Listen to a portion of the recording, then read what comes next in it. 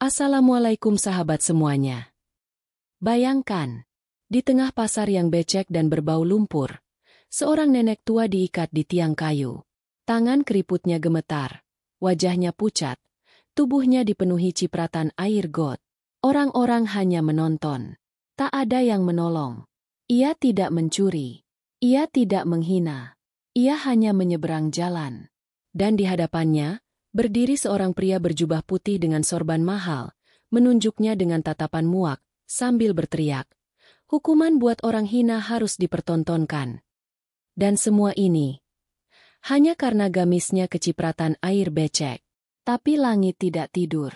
Dan cerita ini baru saja dimulai. Namun sebelumnya, bagi yang beragama Islam, mari tinggalkan sholawat kepada Nabi Muhammad SAW di kolom komentar, agar sholawat ini menjadi saksi kita di akhirat kelak. Jangan lupa juga like dan share cerita ini ke teman ataupun keluarga terdekat kita, untuk membantu menyebarkan dakwah Islam dalam bentuk cerita. Semoga Anda mendapatkan pahala yang setimpal karena sudah subscribe, like, komen dan membagikan cerita ini. Sekarang mari kita lanjut ke ceritanya. Namanya Haji Tamrin. Setiap pagi, ia berjalan menyusuri pasar wetan dengan kepala tegak dan jubah bersih yang seolah tak pernah tersentuh debu. Sorban putih melingkar di lehernya, peci mahal dari tanah suci menempel di kepalanya, dan tasbih panjang yang selalu ia putar-putar saat berjalan. Semua orang menyapanya dengan hormat. Tapi di balik sapa itu, ada rasa takut. Karena Haji Tamrin bukan haji yang lembut hati. Ia sering menyindir pedagang kecil, melarang tukang becak mangkal di dekat masjid, bahkan pernah mengusir anak-anak yang bermain di halaman musola. "Ini rumah Allah, bukan tempat main kotoran," katanya sambil menatap tajam. Tapi pagi itu, pasar mempertemukannya dengan seorang wanita tua yang seluruh hidupnya adalah lawan dari kemewahan yang ia bawa. Mbah Inem. Tubuhnya kecil dan bungkuk, kulitnya mengeriput, dan tangannya kasar karena setiap hari mendorong gerobak berisi sayur mayur yang sudah nyaris busuk. Tapi bibirnya selalu basah dengan kalimat, "Alhamdulillah." Tak peduli berapa banyak uang yang ia dapat, ia selalu tersenyum. Ia tak pernah marah jika ada yang menawar terlalu murah. Dan kalau dagangannya tak laku, ia bawa pulang lalu diberikan ke tetangga yang lebih lapar. Hari itu, Mbah Inem datang lebih pagi. Hujan semalam membuat jalanan penuh lumpur. Genangan air ada di mana-mana. Tapi ia tetap mendorong gerobaknya, menyeberang jalan becek sambil berusaha menjaga agar sayur-sayurnya tidak terjatuh. Di sisi lain, Haji Tamrin sedang duduk di warung dekat pasar, menyeruput teh manis sambil berbicara dengan 3 orang temannya. Ia baru selesai khutbah di masjid dan ingin beristirahat sambil menunggu sarapan. Dan tepat saat ia mengangkat gelas teh ke bibirnya, biur! Roda gerobak Mbah Inem menghantam genangan air. Cipratannya melesat ke arah kaki dan bawah gamis Haji Tamrin. Air becek, bercampur lumpur dan mungkin juga air got, mengotori bagian bawah baju sucinya. Semua orang di warung terdiam. Wajah Haji Tamrin memerah. Tangannya gemetar. Ia berdiri. Tatapannya tajam menembus tubuh renta Mbah Inem yang baru sadar bahwa ia menimbulkan masalah. "Mbah, kamu tahu gak apa yang kamu lakukan barusan?" Mbah Inem buru-buru membungkuk. "Maaf Pak Haji, saya ndak lihat. Saya. Kamu kira saya ini siapa?" teriaknya. "Gamis ini lebih suci dari hidupmu, dari tanganmu, dari mulutmu." Orang-orang mulai memperhatikan. Pedagang tahu, penjual ayam, tukang parkir, semua membeku. Tapi tak ada yang bicara, tak ada yang membela. Dan Haji Tamrin melangkah maju, dengan niat yang tak akan pernah dilupakan pasar wetan. Mbah Inem menunduk. Tangannya masih gemetar memegang stang gerobaknya yang ringkih. Air matanya belum jatuh, tapi suaranya pecah saat berusaha menjelaskan. "Maaf, Pak Haji. Saya ndak sengaja. Ndak lihat ada genangan." Tapi Haji Tamrin tak mendengar permintaan maaf itu. Ia hanya menatap gamis putihnya yang kini ternoda. Percikan lumpur di bawah lututnya seolah lebih buruk dari najis. Ia pegang bagian yang kotor itu dengan 2 jari, seakan jijik menyentuhnya. Lalu ia meludah ke tanah. Harga diri saya diinjak hanya karena orang sepertimu. Kalimat itu meluncur pelan, tapi menampar seluruh yang mendengarnya. Orang-orang mulai merapat. Ada yang pura-pura sibuk, ada yang diam di balik tiang, ada pula yang saling menatap cemas. Tapi tetap tak ada yang bersuara. Pasar ini tempat umum, Pak. Suara seorang pemuda terdengar pelan, ragu. Umum. Umum. Kau mau ngajari saya adab? Hah? Suara Haji Tamrin meledak seperti petir di langit cerah. Orang itu langsung mundur, memilih diam. Ia melangkah ke arah Mbah Inem. Wajahnya merah padam. Jari telunjuknya menuding seperti sedang mengutuk. Kau pikir saya ini pengemis? Gamis ini lebih bersih dari tanganmu. Kau kotorkan kehormatan saya di depan orang banyak. Ini bukan soal baju. Ini soal harga diri. Lalu ia menoleh ke sekeliling. Biar semua orang tahu. Siapapun yang kurang ajar pada orang terhormat, harus diberi pelajaran. Ia rebut tali dari keranjang sayur milik Mbah Inem. Tali yang biasa dipakai untuk mengikat bayam dan kangkung, kini melilit tangan tua dan gemetar itu. Mbah Inem tak sempat melawan. Gerobaknya roboh. Tomat-tomat berguling ke tanah. Beberapa ibu menjerit kecil.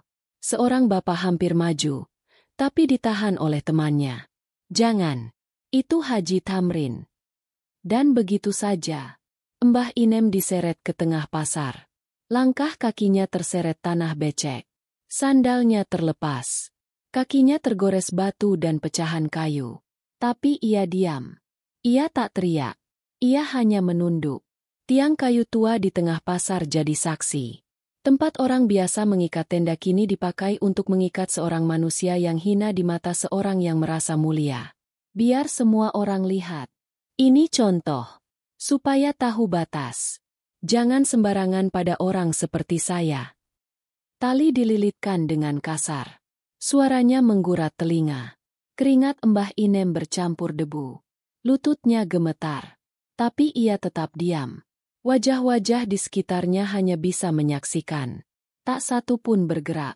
Karena di kampung itu, nama seorang haji lebih kuat dari rasa keadilan. Dan di balik langit yang mendung, murka mulai berbisik. Tiang kayu itu sudah lama berdiri di tengah pasar. Biasanya dipakai untuk menambatkan tenda saat musim hujan, atau gantungan lampu darurat kalau ada acara malam. Tapi hari itu, tiang itu jadi tempat dihukumnya seorang nenek tua, hanya karena baju seseorang yang merasa suci terciprat lumpur. Haji Tamrin mengikat tangan Mbah Inem dengan tali kasar. Tangan kurus yang biasa mengangkat ikat kangkung itu kini membiru, terikat kuat. Lututnya digoyang, tubuhnya roboh, dan ia hanya bisa bersandar di tiang yang dingin. Di sini kau berdiri, sampai orang-orang tahu batas, bentak Haji Tamrin. Gerobak Mbah Inem masih terbalik di pinggir jalan. Sawi dan bayam berserakan di tanah. Beberapa dibungkus lalat. Tomatnya pecah. Dagangannya hancur. Orang-orang hanya menonton. Dari kejauhan, pedagang ayam menyipitkan mata. Ibu penjual bumbu menggenggam keranjang. Seorang tukang parkir memegang helm erat-erat. Semua diam. Tak ada satupun yang berani bicara. Karena mereka tahu, satu kata bisa membuat mereka ikut diikat di tiang yang sama. Mbah Inem tak mengeluh. Bibirnya pecah, kakinya berdarah. Tapi tak sepatah pun keluar dari mulutnya. Kecuali nafas yang tersengal. Ia memejamkan mata. Lalu perlahan membuka. Menatap ke atas. Ke langit. Ke satu-satunya tempat ia percaya keadilan masih ada. Allah, bisiknya pelan. Suara yang hanya terdengar oleh angin. Kalau aku salah, hukum aku. Tapi kalau dia menghina MU lewat aku, tunjukkan siapa yang berkuasa. Angin pasar bergerak pelan. Debu berputar di ujung kaki. Matahari mulai redup. Tapi belum hujan. Belum ada gemuruh. Belum ada petir. Karena langit tidak bekerja seperti manusia. Langit hanya mencatat. Dan menyimpan semuanya. Sampai waktu yang tepat. Sementara itu, Haji Tamrin masih berjalan dengan kepala tegak. Ia duduk kembali di warung. Membersihkan ujung gamisnya dengan tisu. Dan menyuruh pelayan membuang gelas tehnya yang tumpah. Ia tidak menyesal. Ia merasa benar. Ia merasa sedang menegakkan kehormatan agama. Dan justru dari perasaan itu, azab mulai mencari jalan masuk. Warga mulai pulang satu persatu. Tapi mereka tak bisa menghapus pemandangan itu dari kepala. Seorang nenek tua, diikat seperti maling, karena cipratan air. Di depan orang-orang. Dan semua hanya menunduk. Di sore itu, Pasar Wetan kehilangan jiwanya. Suara tawa hilang. Langkah kaki terasa berat. Dan tiang kayu itu, berdiri sendiri, memeluk tubuh seorang yang dihina, tapi tak pernah berdosa. Karena di balik sunyi, murka sedang menunggu waktu. Sore itu, langit Pasar Wetan menggantung kelabu. Matahari nyaris tenggelam di balik kabut debu dan awan kotor. Angin berembus pelan, seperti malas menyentuh tanah. Tak ada tawa, tak ada teriakan.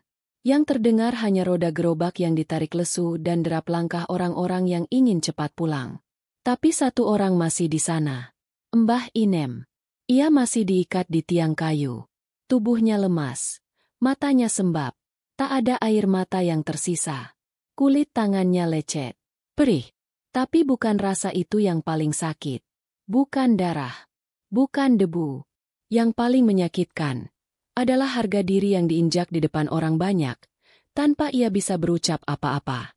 Tali sudah dilepas oleh salah satu pedagang muda yang diam-diam menunggu saat Haji Tamrin pulang. Tapi Mbah Inem belum berdiri. Ia duduk bersandar pada tiang. Tangannya mengelus lengan yang bengkak. Wajahnya menghadap ke langit yang mulai gelap. Orang-orang sudah bubar. Tapi ia masih di sana. Seperti batu nisan yang tertinggal di pasar. Ia tak marah. Ia tak mencaci. Ia hanya mengatupkan bibir dan menarik nafas panjang. Allah, bisiknya lirih. Suara yang lebih pelan dari desah angin. Saya gak minta orang itu dihukum. Tapi saya gak kuat lagi ditertawakan. Kalau engkau sayang sama saya, bawa saya pergi. Atau, tunjukkan padanya bahwa pakaian putih tak selamanya tanda bersih. Hening. Tak ada kilat, tak ada gemuruh. Tapi dari arah langit, udara mulai berubah. Tak terasa dingin, tapi menggigit. Suara kertas berterbangan dari pojok pasar, dan tiang kayu itu mengeluarkan bunyi krek kecil, seolah ikut menangis. Beberapa warga yang pulang lewat ujung pasar menoleh. Mereka tahu, ada sesuatu yang berubah di udara. Keesokan paginya, Mbah Inem tak muncul di pasar. Gerobaknya tidak ada. Tempat biasanya duduk pun kosong. Tak ada yang tahu di mana ia tinggal. Tak ada yang tahu siapa keluarganya. Ia hanya hidup dari rumah ke rumah. Tidur di emperan musola kecil dekat jembatan. Orang-orang mulai bertanya dalam hati. Apa dia pergi? Apa dia mati diam-diam? Apa dia sudah cukup menderita? Tapi tak ada yang benar-benar mencari. Karena rasa bersalah kadang lebih mudah dikubur daripada dihadapi. Di sisi lain pasar, Haji Tamrin tetap datang seperti biasa. Gamis barunya kini makin panjang. Ia berjalan tanpa menatap siapapun. Tatapannya tinggi. Sandalnya mengkilap. Sorbannya harum minyak kasturi. Tak ada penyesalan di wajahnya. Ia merasa, pelajaran sudah diberikan. Dunia kembali seperti semula. Dan dirinya tetap duduk di tempat terhormat. Tapi satu hal yang ia tidak tahu. Doa orang teraniaya tak butuh pengeras suara. Tak butuh mikrofon. Tak butuh saksi. Doa itu sedang terbang tinggi, menembus langit ketujuh, mengetuk pintu takdir, dan membuat malaikat gemetar. Karena saat doa itu dikabulkan, bukan petir yang datang, tapi kehancuran yang pelan, menyayat, dan tak bisa dihindari. Hari Jumat pagi, masjid besar di ujung Pasar Wetan dipenuhi aroma wangi dari parfum Arab yang dibawa langsung oleh Haji Tamrin. Gamis putihnya bersih. Tak ada satupun lipatan yang kusut. Sorbannya mengembang sempurna. Ia berjalan seperti biasa. Gagah, tegak, dan yakin. Orang-orang mengangguk saat ia lewat. Tapi kini, sapaan mulai terasa hampa. Ada yang menunduk. Ada yang hanya menjawab dalam hati. Sejak kejadian itu, nama Haji Tamrin masih besar, tapi wibawanya mulai pudar. Tapi dia tidak peduli. Baginya, orang-orang hanya iri. Orang miskin memang selalu benci pada yang sukses dan taat. Ia yakin Allah bersamanya. Usai khutbah Jumat yang penuh dengan nasihat keras tentang adab dan tata cara menjaga kehormatan diri, Haji Thamrin turun dari mimbar. Keringatnya menetes. Ia berjalan menuju tempat wudhu, hendak menyegarkan diri sebelum zikir panjang. Di lorong masjid, lantainya basah. Seorang anak kecil baru saja menimba air. Tapi anak itu lari, takut dimarahi, dan tidak sempat mengepel lantai. Dan di sana, kaki kanan Haji Thamrin terpeleset. Brak! Tubuhnya jatuh menghantam ubin. Lututnya menghantam pojok tembok. Suara benturan terdengar keras. Jamaah terdekat langsung berlari. Tapi suara pertama yang keluar dari mulutnya bukan istighfar, tapi makian. Sialan! Anak siapa itu? Gak ada akhlak. Ia dibopong ke dalam ruang istirahat. Lututnya berdenyut hebat. Tapi ia menolak dipanggilkan ambulans. Ia yakin hanya memar. Ia pulang dengan dibantu 2 orang pengurus masjid. Di rumah, ia minta dioleskan minyak kayu putih. Tandanya saya diuji, katanya sombong sambil memejamkan mata. Ujian orang mulia memang beda. Tapi malam itu, rasa sakitnya berubah. Bukan hanya nyeri, tapi panas. Seperti dibakar dari dalam. Istrinya panik. Perban dibuka. Dan saat itu, mereka melihat luka kecil di lutut itu menghitam. Warna keunguan menjalar di sekelilingnya. Kulitnya mengeras seperti kayu. Hari kedua, kakinya makin bengkak. Haji Thamrin mulai kesulitan berdiri. Ia marah, melempar sandal, menyalahkan istrinya, menyuruh anaknya beli obat paling mahal. Tapi semua tak bekerja. Hari ketiga, bau busuk mulai tercium dari balik perban. Istrinya menangis saat mengganti kain kasa. Dari sela-sela lukanya, keluar cairan kekuningan dan bercampur darah. Dagingnya mulai terbelah. Dan rasa sakitnya tidak bisa digambarkan. Ia dibawa ke klinik. Dokter hanya menatap sebentar, lalu menyarankan langsung ke rumah sakit besar. Ini bukan luka biasa, Bu. Ini sudah infeksi dalam. Harus dirawat. Tapi kenapa bisa secepat ini? Istrinya menangis. Dokter hanya menggeleng. Kadang bukan karena luka yang besar, tapi karena sesuatu yang tak kelihatan sudah lebih dulu tinggal di dalam tubuhnya. Haji Thamrin tak bicara banyak. Ia malu. Tak ingin orang-orang tahu. Ia pulang dengan langkah terseok. Tapi saat mencoba berdiri untuk sholat, ia tumbang. Ia hanya bisa duduk. Hari-hari berikutnya, ia mulai kehilangan pijakan. Bukan hanya di kakinya, tapi di hatinya. Jamaah di masjid mulai berkurang. Anak-anak remaja tak lagi duduk di depannya. Pengurus masjid yang dulu hormat, kini hanya datang kalau dipanggil. Wajah-wajah itu tak berani berkata. Tapi semua sadar, ada sesuatu yang salah. Dan di dalam dirinya sendiri, Haji Thamrin mulai bertanya-tanya. Apa benar ini hanya ujian? Atau, ada doa yang sedang bekerja, jauh lebih kuat dari semua khutbah yang pernah ia ucapkan? Sudah 2 pekan berlalu sejak Haji Thamrin jatuh di kamar mandi masjid. Tapi lukanya tak juga membaik. Bahkan makin parah. Kini ia tak bisa berdiri sama sekali. Hanya duduk di kursi kayu, memandangi halaman rumah yang perlahan kehilangan warna. Dulu, setiap pagi terdengar suara ketukan spatula dari dapur, tawa cucu yang lari-lari mengejar ayam peliharaan, dan istrinya yang sibuk menyiapkan sarapan. Tapi sekarang, semua sepi. Rumah yang dulu ramai dengan tamu, kini hanya sesekali didatangi kurir obat. Istrinya duduk lesu di ruang tamu. Rambutnya mulai beruban. Wajahnya terlihat letih. Sejak Haji Thamrin jatuh sakit, dialah yang mengurus semuanya. Dari memasak, memandikan, sampai mengganti perban yang makin hari makin mengerikan. Setiap membuka balutan itu, ia harus menahan napas. Daging yang membusuk, bau tajam yang menusuk, dan warna hitam pekat yang menjalar. Tapi ia tetap diam. Tetap setia. Walau hatinya mulai pecah.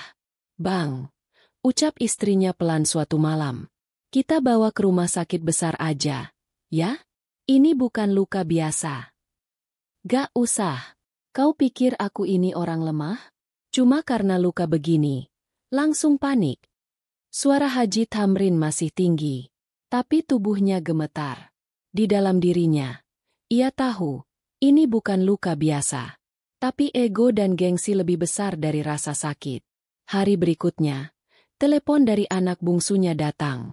Pak, usaha kita di ruko pasar Tanah Baru, bangkrut. Kena tipu orang. Semua modal hilang. Haji Thamrin terdiam. Napasnya tercekat. Anak yang satu ini dulu dibanggakan. Karena pandai berdagang dan punya banyak relasi. Tapi sekarang, modal keluarga habis. Usaha yang dulu jadi harapan, kini hanya jadi cerita. Beberapa hari kemudian, datang kabar lain. Kali ini dari anak sulungnya. Istri saya mau cerai, Pak. Dia gak tahan. Katanya, terlalu banyak tekanan. Rumah kayak neraka. Lagi-lagi, Haji Thamrin hanya diam. Ia genggam erat tasbihnya, tapi jari-jarinya lemas. Sorban di lehernya masih wangi minyak kasturi. Tapi aroma itu tak bisa menutupi busuk yang merambat dari tubuh dan hidupnya. Dan malam itu, untuk pertama kalinya, ia menangis. Bukan karena sakit di kakinya, tapi karena semua yang ia bangun, perlahan hancur. Anak-anak, cucu-cucunya, usaha, nama baik, dan yang paling pedih, wibawa. Gamisnya tetap putih, tapi tubuhnya membusuk. Rumahnya tetap megah, tapi isinya rapuh. Harta masih ada, tapi tidak ada lagi tawa yang mengisi. Ia terdiam di ruang tamu, menatap ke arah pintu yang selalu terbuka untuk tamu-tamu agung. Tapi kini, tak ada yang datang, tak ada yang mengetuk, tak ada yang peduli. Dan jauh di dalam hatinya, suara itu mulai terdengar. Lirih, ejem. Allah, ini bukan ujian, ya? Tapi ia belum berani mengakuinya. Belum berani menunduk. Belum sanggup menerima bahwa satu percikan air becek kini berubah menjadi banjir yang perlahan menenggelamkannya. Sudah 3 malam Haji Thamrin sulit tidur. Tubuhnya lemas, demam naik turun, dan rasa sakit dari luka di lututnya makin menggila. Ujung jari kakinya kini menghitam. Dokter bilang itu tanda pembusukan. Tapi Haji Thamrin tetap menolak dirawat. Ia memilih tetap di rumah. Duduk di kursi panjang, dikelilingi kitab-kitab tafsir, tasbih digital, dan 2 botol minyak wangi dari tanah suci yang kini hanya jadi penenang semu. Tapi semua itu tak lagi memberi ketenangan. Karena malam mulai berbicara. Malam pertama, ia mimpi berdiri di pasar wetan. Tapi pasar itu kosong. Tak ada pedagang. Tak ada tenda. Hanya tiang kayu yang menjulang sendiri di tengah lapangan tanah becek. Angin berhembus pelan, tapi membawa suara. Suara tangis pelan dari balik kabut. Ia terbangun dengan dada sesak. Malam kedua, mimpinya lebih jelas. Ia duduk di dalam masjid. Sendiri. Karpet masjid terbentang megah. Tapi tak ada jamaah. Ia buka Al-Quran. Tapi halaman-halamannya kosong. Tak ada huruf. Tak ada cahaya. Lalu dari sudut ruangan, muncul sosok kecil berjalan tertatih. Mbah Inem. Mukanya pucat. Bajunya masih penuh lumpur. Matanya menatap lurus ke arahnya. Tapi tak berkata apa-apa. Hanya meneteskan air mata. Allah, bisik Haji Thamrin dalam mimpinya. Saya cuma ingin dihormati. Tapi Mbah Inem tak menjawab. Ia hanya memeluk tiang kayu dan menghilang dalam kabut. Haji Thamrin terbangun. Napasnya tersengal. Keringat dingin membasahi tubuhnya. Ia meraba sorban yang terjatuh di lantai dan mencoba membaca doa. Tapi lidahnya keluh. Malam ketiga, mimpi itu berubah menjadi kutukan. Ia berjalan di tengah genangan air. Sendirian. Kakinya telanjang, dan setiap langkahnya membuat air ciprat ke wajahnya sendiri. Di tengah genangan itu, berdiri Mbah Inem, kali ini dalam keadaan tersenyum. Tapi senyumnya bukan damai. Senyumnya getir. Senyum seorang yang menang bukan karena membalas, tapi karena diserahkan seluruhnya pada langit. Mbah Inem duduk di tanah becek, menatap Haji Tamrin. Sujudmu megah, tapi hatimu busuk. Lalu tiang kayu di belakangnya patah, ambruk ke tanah. Dan dari retakan tanah, keluar tangan-tangan yang dingin dan basah, menarik kaki Haji Tamrin ke bawah. Ia terbangun dengan jeritan panjang. Keringatnya seperti air hujan. Matanya merah. Dan tubuhnya demam tinggi. Istrinya panik. Memanggil tetangga. Tapi tak ada yang berani masuk. Rumah itu seperti dikelilingi hawa dingin yang tak bisa dijelaskan. Hari itu, Haji Tamrin hanya bisa terbaring. Tak bisa berdiri. Tak bisa makan sendiri. Bahkan untuk buang air pun harus dibantu. Gamisnya masih tergantung rapi. Tapi tubuhnya tak sanggup memakainya. Sorban putihnya masih harum. Tapi tak ada lagi yang peduli. Dan dari jendela kamarnya, ia bisa melihat langit mulai gelap meski belum sore. Seolah langit bersiap membuka babak baru. Babak yang tak lagi sekadar peringatan, tapi pembalasan. Suatu pagi yang tenang, di sebuah warung kopi kecil dekat Pasar Wetan, dua pemuda terlihat memandangi layar ponsel dengan wajah tegang. Volume ponsel sengaja dikeraskan, dan suara yang keluar bukan musik atau lawakan, tapi suara terekam dari masa lalu. Gamis ini lebih bersih dari hidupmu. Biar semua orang lihat. Orang miskin harus tahu batas. Suara itu milik Haji Tamrin. Dan gambarnya jelas. Video berdurasi 2 menit itu merekam kejadian saat Mbah Inem diikat di tiang kayu. Sudut pengambilan gambar tidak sempurna. Agak goyang.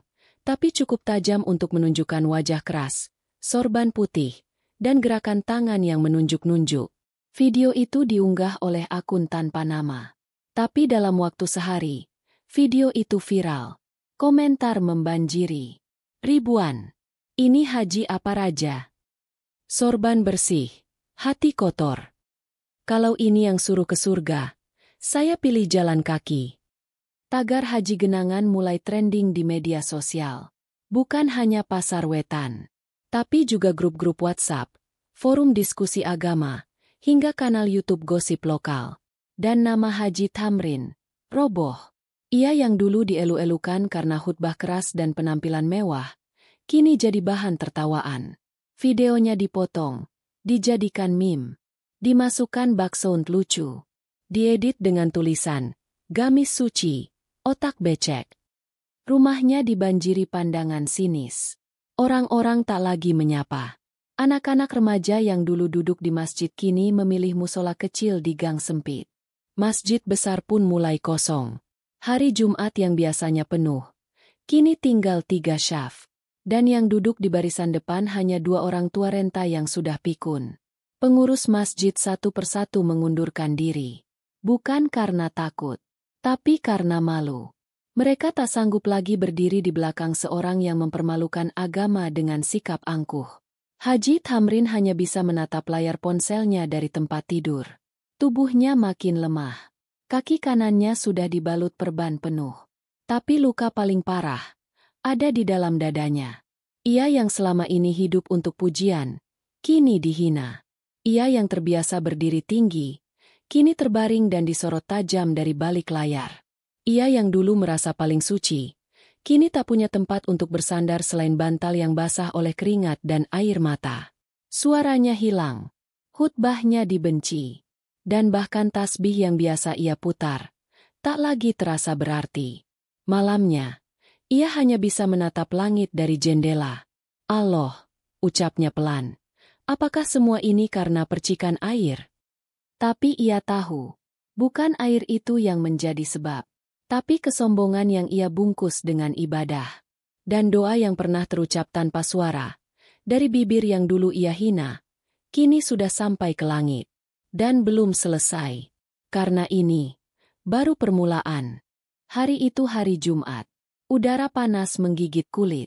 Tapi dari dalam rumah besar bercat putih itu, terlihat 2 orang menggotong kursi roda. Di atasnya, duduk Haji Tamrin. Tubuhnya semakin kurus. Matanya sayu. Tapi sorban dan gamisnya tetap rapi dan bersih. "Turunkan saya ke mimbar," katanya lirih. "Pak Haji, mungkin belum kuat. Biarkan Ustadz muda saja yang..." "Tidak."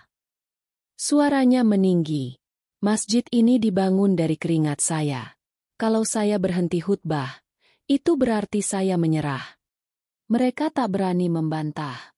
Maka dengan susah payah, Haji Thamrin didudukkan di mimbar. Jamaah yang datang hanya tinggal segelintir. 2 baris terisi, sisanya kosong. Suara kipas angin tua di pojok masjid terdengar lebih keras dari napas jamaah. Ia mulai khutbah. Dengan suara pelan tapi penuh tekanan, ia berkata, "Banyak orang di luar sana memfitnah saya. Hanya karena saya menegakkan kehormatan seorang hamba Allah. Banyak yang iri, dengki, karena saya berdiri di atas kebenaran. Tidak semua orang kuat diuji dengan kemuliaan. Tidak semua tahan disorot dan disalahkan, hanya karena berani menegur yang hina." Beberapa orang di barisan belakang menunduk. Tapi bukan karena khusyuk, melainkan karena tak sanggup lagi mendengar. Kata-katanya tak lagi mengajarkan, tapi membela diri. Saat khutbah masuk pertengahan, suara Haji Thamrin mulai goyah. Tangannya yang menggenggam mimbar gemetar. Keringat menetes di pelipis. Matanya sayu, tapi mulutnya masih mencoba bicara. "Saya tahu banyak yang ingin saya jatuh. Tapi ingat, kehormatan tak bisa dikalahkan oleh cacian." Tiba-tiba, suara kayu mimbar berbunyi kecil.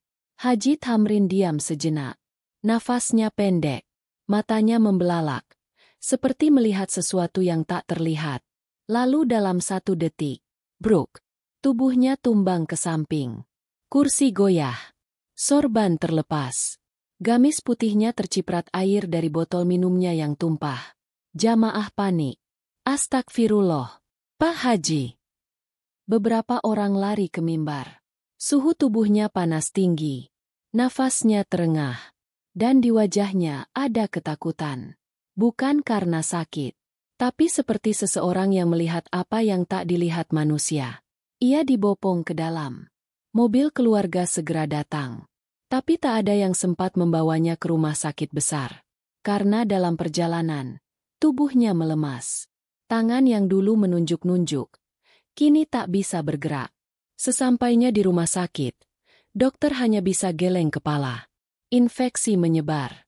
Seluruh kaki kanan kemungkinan harus diamputasi. Tapi Haji Thamrin hanya menatap langit-langit ruang rawat. Di matanya, kilasan kejadian di pasar itu muncul lagi. Tiang kayu, gerobak terbalik, tubuh kecil yang diikat, dan air becek yang menyentuh gamis putih. Ia menangis. Tapi bukan karena luka. Karena semuanya sudah hancur. Tapi hatinya masih belum bisa berkata, "Saya salah." Dan Allah tidak menunggu pengakuan. Karena doa dari hati yang tulus tak butuh pembenaran untuk dikabulkan. Ruangan rumah sakit itu sunyi. Ket dindingnya putih pudar. Bau obat dan karbol menyengat menusuk hidung. Di pojok ruangan, kipas angin tua berdecit lambat. Dan di ranjang paling ujung, berbaring seorang pria yang dulu begitu diagungkan. Haji Thamrin. Tangannya diinfus. Kaki kanannya dibalut tebal. Dan seluruh tubuhnya tampak jauh lebih kecil dari sebelumnya. Tubuh itu pernah berdiri gagah di atas mimbar, menggenggam tasbih panjang, sorban terlipat rapi di bahu. Tapi kini, sorban itu disimpan dalam tas. Gamisnya disimpan dalam kantong plastik. Dan nama besarnya disimpan di dalam mulut orang-orang yang sudah tak lagi ingin menyebutnya. Sudah 2 hari ia dirawat, tapi tak ada yang datang. Bukan anak, bukan cucu, bahkan bukan sang istri. Perawat masuk hanya untuk mengganti infus, membersihkan luka, lalu keluar tanpa sepatah kata. Ia ingin bicara, tapi tak ada yang mau mendengar. Ia mencoba menelpon anak sulungnya. Tak diangkat. Ia kirim pesan ke anak bungsunya. Cuma centang 2. Tanpa balasan. Ia tatap layar ponsel cukup lama. Tapi huruf-hurufnya kabur. Matanya mulai rabun. Bukan karena umur, tapi karena air mata yang menumpuk dan tak bisa tumpah. Sore harinya, Dokter masuk, membuka perban, dan semua orang di ruangan menahan napas. Luka itu tak hanya membusuk, tapi mulai mengeluarkan belatung. Lututnya hampir tak bisa dikenali. Kulitnya sobek. Bau amis menyeruak, membuat dua perawat keluar menahan mual. Dokter hanya menatap datar. Kita harus amputasi, Pak. Ini bukan sekadar luka. Ini sumber kematian perlahan. Tapi Haji Thamrin hanya menoleh ke jendela. Di luar, matahari mulai tenggelam. Dan di balik kaca, ia melihat bayangan tiang kayu berdiri tegak. Dia datang lagi. Dalam pikiranku, dalam mimpiku. Bahkan sekarang di cermin. Istrinya tak datang. Bukan karena tak tahu. Tapi karena tak sanggup. Sejak video viral itu, ia dicaci oleh tetangga. Disindir di pengajian. Bahkan anak-anak kecil pun mengejek dari pagar rumah.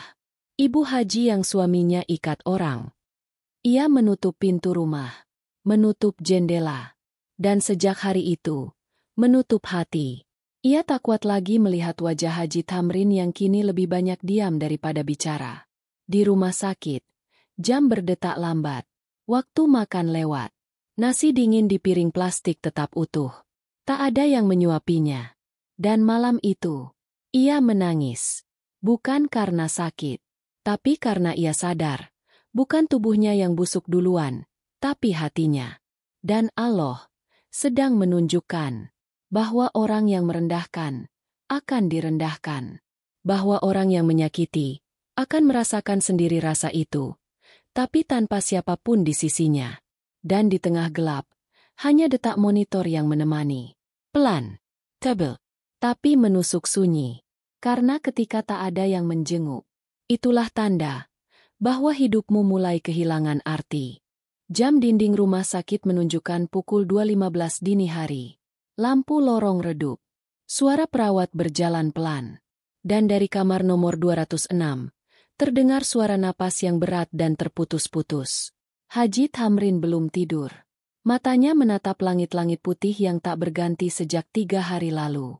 Di dadanya ada rasa sesak. Tapi bukan karena paru-paru. Karena beban. Karena rasa ingin kembali ke masa itu. Ke pagi sial itu. Saat ia bisa memilih untuk memaafkan. Tapi justru memilih untuk mengikat. Tangannya lemah. Tapi masih bisa menggenggam tasbih kecil yang ia bawa dari rumah. Setiap butirnya ia sebut satu nama. Bukan Asmaul Husna, bukan zikir. Tapi nama-nama yang ia lukai. Yahya, anakku, maafkan bapak. Anak, istriku. Aku tahu kamu hancur karena aku. Dan terakhir, ia menggenggam tasbih itu erat. Air matanya menetes, dadanya berguncang. Embah Inem. Suaranya serak, pelan. Seperti orang yang menyesal bukan hanya karena dosa, tapi karena kesempatan minta maaf sudah tak ada. Maafkan saya cuma ingin dihormati. Tangisnya pecah. Air mata membasahi pipi dan bantal. Tubuh yang dulu dibanggakan kini tinggal kulit dan tulang. Dan gamis putih yang selalu ia pakai. Sudah berbulan-bulan tak tersentuh. Ia sadar. Semua yang ia kumpulkan bukan berkah. Tapi kesombongan yang dibungkus ibadah. Ia sadar, semua yang ia tabur sudah dituai. Dan semua yang ia sakiti sudah diangkat derajatnya oleh Allah. Sementara ia diturunkan perlahan-lahan. Sampai tak ada satupun yang ingin memanggil namanya lagi. Perawat datang mengganti infus. Tapi ia tak bicara. Hanya menatap kosong. Pak Haji. Tak ada jawaban. Ia hanya menatap ke jendela. Di balik kaca, terlihat sinar lampu jalanan yang sayup-sayup. Tapi di dalam dirinya, terang itu sudah padam. Suara detak monitor masih stabil. Tapi hatinya sudah hancur. Dan di tengah kesunyian itu, ia akhirnya sadar bahwa semua ibadahnya, semua khutbahnya, semua sorbannya, semua pujian dari manusia, tak ada gunanya kalau hatinya kotor. Dan ironisnya, ia baru benar-benar tahu arti merendah saat tubuhnya sudah tak bisa berdiri, saat lisannya sudah tak kuat bicara, dan saat satu-satunya yang masih ia harapkan tak lagi hidup. Malam Jumat, langit gelap, Angin sejuk bertiup pelan. Di atas atap rumah sakit, bendera kecil berkibar lemah. Dan di ruangan 206, detak monitor berhenti. Tidak ada jeritan. Tidak ada doa. Tidak ada istri di samping. Tidak ada anak yang memegang tangan. Tidak ada suara azan. Hanya hening. Haji Thamrin meninggal. Dalam sepi. Dalam keadaan belum sempat berkata, "Saya salah," di hadapan orang-orang yang pernah ia rendahkan. Petugas medis mencatat waktu wafatnya pukul 2.47. Tubuhnya dibaringkan. Wajahnya ditutup kain putih. Tapi bukan gamis yang dulu ia banggakan. Bukan sajadah Turki. Hanya sehelai kain tipis dari rumah sakit, yang dipakai untuk semua jenazah, tanpa membedakan gelar. Keluarganya dihubungi. Tapi tidak ada yang datang malam itu. Baru keesokan paginya, seorang keponakan dari desa datang. Ia tak tahu harus berkata apa. Gimana jenazahnya?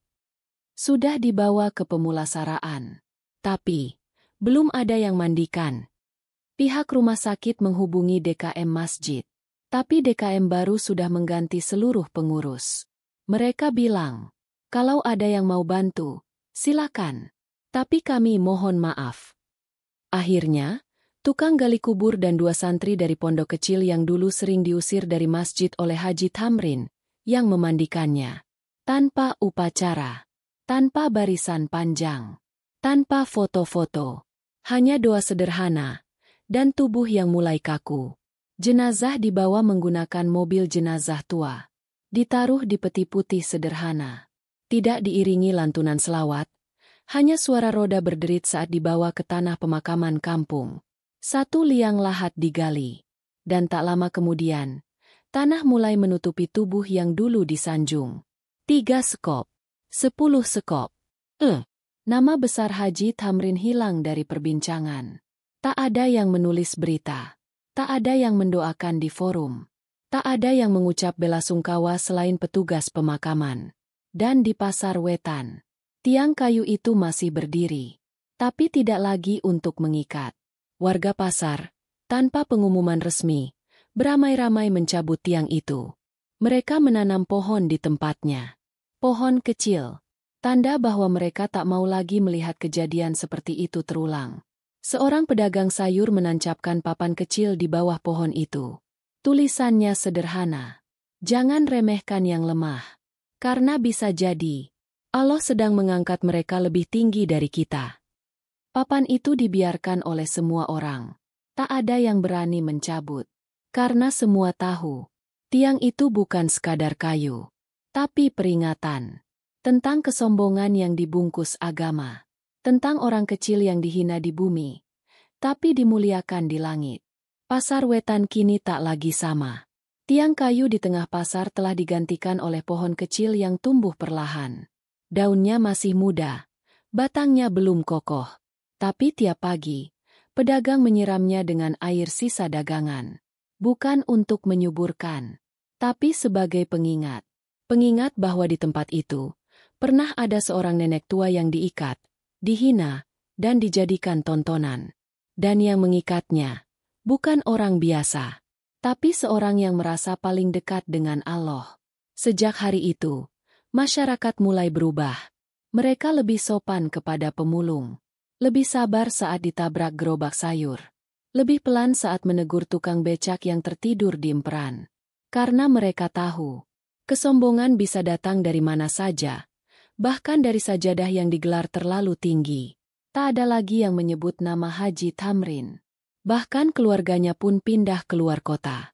Masjid tempat ia dulu berdiri tiap Jumat, kini dipimpin oleh ustadz muda yang lebih lembut dan tak pernah memarahi siapapun. Azan tetap berkumandang. Tapi suara takbirnya kini lebih sejuk, lebih mengalir, lebih rendah hati. Dan kisah ini disimpan diam-diam oleh warga pasar. Disampaikan pelan-pelan kepada anak-anak mereka, agar tak mengulang sejarah, agar tak terperangkap dalam kesombongan yang dibungkus ibadah. Karena mereka akhirnya sadar, tak semua orang yang duduk di masjid itu bersih hatinya. Dan tak semua yang mendorong gerobak itu hina di mata Allah. Hikmah dari kisah ini, Jangan pernah merasa paling dekat dengan Allah sampai kau benar-benar merendah di hadapan sesama manusia. Jangan jadikan sorban, sajadah, atau ucapan Arabmu sebagai senjata untuk menginjak orang lain. Karena kadang, yang paling jujur di hadapan Allah adalah mereka yang tak tahu dalil, tapi sabar menghadapi hinaan. Dan hati-hati, karena doa orang yang dizalimi bisa menembus langit, meski mereka tak sempat membalas dengan kata. Penutup ayat Al-Baqarah 264. Wahai orang-orang yang beriman, janganlah kamu menghilangkan pahala sedekahmu dengan menyebut-nyebutnya dan menyakiti perasaan si penerima, seperti orang yang menafkahkan hartanya karena ria kepada manusia.